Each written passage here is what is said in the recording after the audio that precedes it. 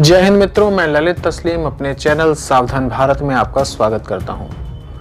मित्रों, मैंने अपने पिछले वीडियोस में आपके सामने बाइबल के उन वचनों को रखने का प्रयास किया था जिसमें बाइबल के तथाकथित ईश्वर यहोवा ने अपने अनुयायियों को विभिन्न देशों में जाकर युद्ध, अपराध करने, नरसंहार करने और लूटपाट करने के निर्देश दिए थे। बाइबल की छठी पुस्तक यहोशू में बाइबल के तथाकथित ईश्वर यहोवा के द्वारा अपने अनुयायियों को दिए गए ऐसे ही दिशा निर्देशों के बारे में विस्तार से बताया गया है। जब हम बाइबल की इस छठी पुस्तक यहोशू का अध्ययन करते हैं तो हम ये पाते हैं कि बाइबल का तथाकथित ईश्वर यहोवा अपने अनुयायियों को दूसरे लोगों को मारने, उनकी संपत्तियों को लूटने, उनके पशुओं को, स्त्रियों को, वृद्धों को मारने का आदेश देता है और अपने आप को एक ईश्वर के रूप में प्रतिस्थापित करने की बात कहता है।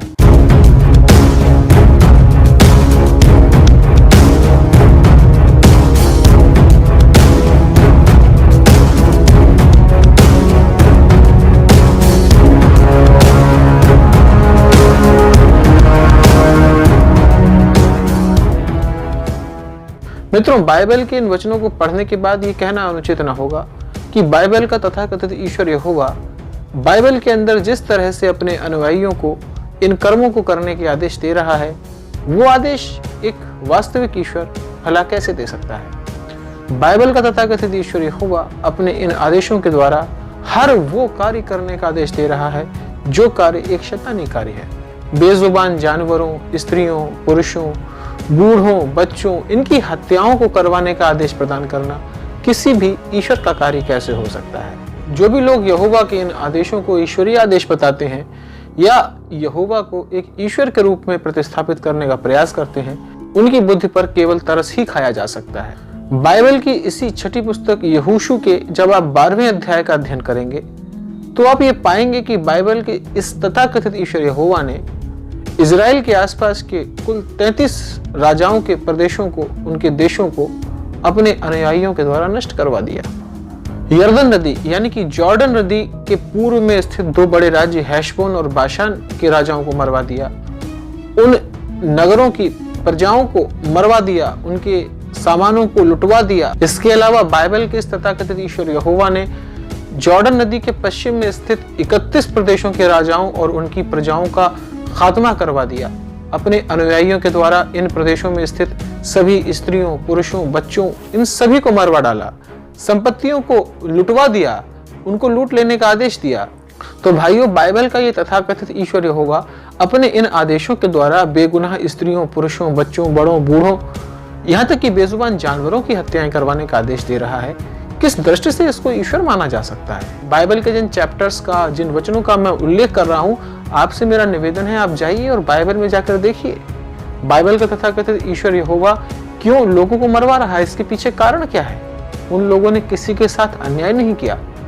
इसमें केवल और केवल ये कहा गया है कि बाइबल के ईश्वर यहोवा ने इस्राएलियों को ये वचन दिया था कि हम ये प्रदेश तुम्हें देंगे। अरे भाई, कोई किसी को वचन दे देगा कि हम ये चीज तुम्हें देंगे, तो क्या उस वचन को पूरा करने के लिए आप उस जगह पर रहने वाले लोगों को मरवा देंगे? आखिर उन लोगों को किसने पैदा किया? यदि यहोवा ने पैदा किया तो वो अपने लोगों को क्यों मरवा रहा है, दूसरे देशों को, उनके प्रदेश को देने के लिए? और यदि बाइबल के तथाकथित ईश्वर यहोवा ने उनको पैदा नहीं किया तो इसका अर्थ ये हुआ कि वो असली ईश्वर नहीं है, उन्हें पैदा करने वाला कोई और व्यक्ति है। तो कुल मिलाकर सारी बातें यदि हम मिलाते हैं तो ये निष्कर्ष पाते हैं कि बाइबल का ये जो तथाकथित ईश्वर यहोवा है, ये पूरी दुनिया का, पूरे ब्रह्मांड का ईश्वर प्रतीत होता नहीं दिख रहा है। क्योंकि अगर ये सारी दुनिया का ईश्वर होता तो इन्हें इन 31 और 2 प्रदेशों को मिलाकर जो 33 प्रदेशों के ऊपर अपने अनुयायियों से हमला करवाया, इन प्रदेशों के नागरिकों को भी वो अपना मानता।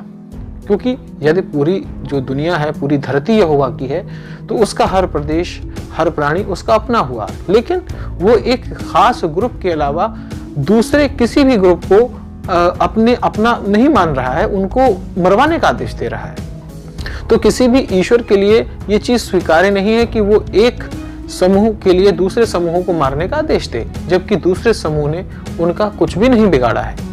तो मेरा आपसे निवेदन है कि आप बाइबल की छठी पुस्तक यहोशू के 12वें अध्याय का अध्ययन कीजिए। आप ये पाएंगे कि बाइबल के तथाकथित ईश्वर यहोवा ने किस तरह से 33 प्रदेशों के राजाओं और उनकी प्रजाओं को मिट्टी में मिलवा दिया। तो किसी भी स्थिति में बाइबल के तथाकथित ईश्वर यहोवा का ये कार्य ईश्वरीय कार्य नहीं है। बाइबल का तथाकथित ईश्वर यहोवा ईश्वरीय जो परिकल्पना है, ईश्वरीय सांचे में फिट नहीं बैठ रहा है। तो मेरा अपने ईसाई भाई बहनों से ये प्रश्न है कि वे अपने तथाकथित ईश्वर यहोवा के द्वारा दिए गए इन मानवता विरोधी, पशु विरोधी, स्त्री विरोधी आदेशों का, निर्देशों का किस तरह से बचाव करेंगे और इन्हें किस तरह से जस्टिफाई करेंगे। तो मित्रों, मिलते हैं अगले वीडियो में बाइबल की आगे की चर्चा के साथ। तब तक के लिए जय हिंद।